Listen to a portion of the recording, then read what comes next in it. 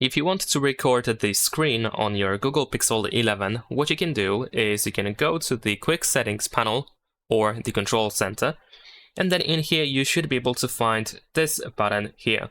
At least by default, this is where we can find the screen recorder. If you cannot find it here in Quick Settings panel or the Control Center, you can tap on this pen on the right side.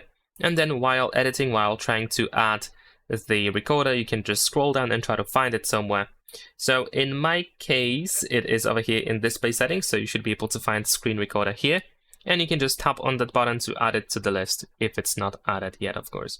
So if you tap on that, then you will begin the setup. You can choose if you want to record the entire screen or a screen of specific app that you have opened. Besides that, we can include the device audio, the microphone, the selfie camera, and also we can show touches or taps on the screen.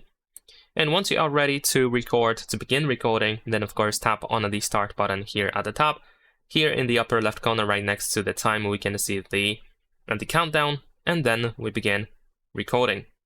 Once you are done with the recording, you should be able to tap on the timer over here.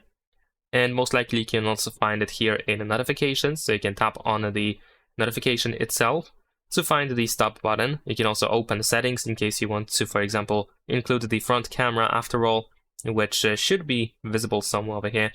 I'm not sure why it doesn't want to display now on this screen. There we go, it is actually over here, but it is like, it's using like a green screen, some sort of. And we should be able to switch the background as well, so you can change the color for the background. There we go. So quite nice. And of course, like I said, you can just stop at any point, and the video is going to be saved straight away. If you want to, you can share it, you can start editing it, or you can just delete it in case you change your mind, or you can record a new video.